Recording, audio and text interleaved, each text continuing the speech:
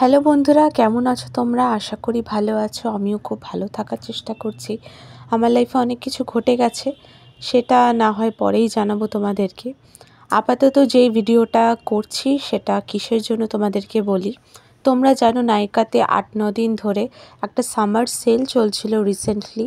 তো ওখান থেকেই আমি কিছু জিনিস পারচেস করেছি। তো তোমরা সবাই বলো যে আমার চুলটা খুব সুন্দর এবং আমি আমার চুলে কি ব্যবহার করি, কি শ্যাম্পু, কি কন্ডিশনার ব্যবহার করি। তোমরা ইনস্টাগ্রামে অনেকেই আমাকে মেসেজ করো। তো রিগার্ডিং টু দিস, এটার জন্যেই এই ভিডিওটা করা, কারণ আমি তোমাদের সবাইকে খুব ভালোবাসি আর চাই খুব কানেক্টেড থাকতে তোমাদের সাথে। তো ওই জন্যই ভিডিওটা করা আমার।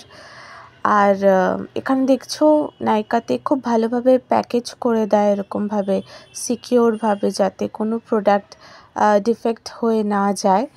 তো আমি সবসময় তো একটা শ্যাম্পু ইউজ করে এসেছি, সেটা হচ্ছে ট্রেসেমের কেরাটিন স্মুথ।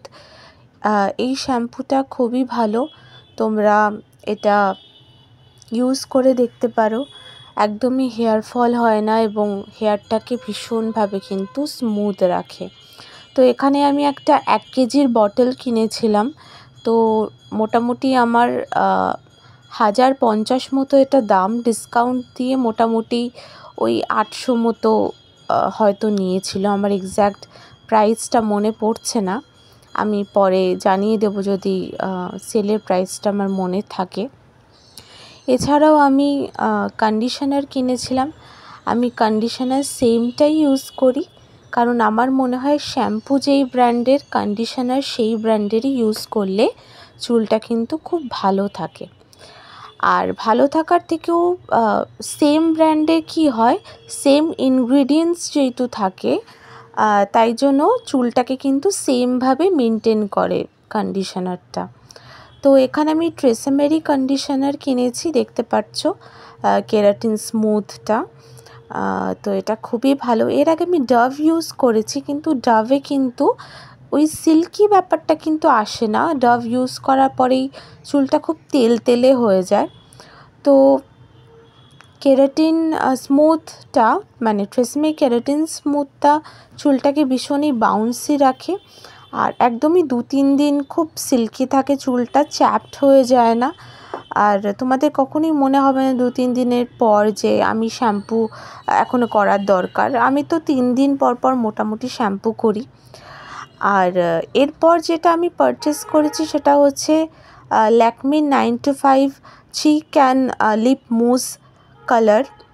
এটার কালারটা তোমরা বুঝতে পারছো কি না জানি না, এখানে লেখা হচ্ছে ব্লাশ ভেলভেট সামথিং কিছু একটা শেড ছিল, এবং এটা একটা পিঙ্কিশ মভিশ নিউড বলতে পারো। এটা পিঙ্কও এক্স্যাক্টলি না, মভও এক্স্যাক্টলি না। আর এটা টেক্সচারটা ভীষণ স্মুথ ক্রিমি। এটা অ্যাপ্লাই করার পর একদমই ক্র্যাক হয়ে যায় না লিপস, আর একদমই চ্যাপচ্যাপে মনে হয় না তোমাদের। তবে হ্যাঁ, কিছু অয়েলি ফুড খেলে, যেটা তোমাদের সবারই সমস্যা হয় ট্রান্সফার প্রুফের ক্ষেত্রে, যে একটু রিঅ্যাপ্লাই করতে হয়, কিন্তু সামান্য পরিমাণে। আমি এটা বলবো যে যাদের একটুখানি ক্র্যাক লিপস আছে তারা একটু লিপ বাম অ্যাপ্লাই করবে, অ্যাপ্লাই করার পর এটা ইউজ করবে, তাতে কিন্তু রেজাল্ট ভীষণ ভালো আসে। তো মোটামুটি এই হচ্ছে আমার 3টে পারচেস ছিল, যেটা তোমাদেরকে আমি শো করলাম এখন।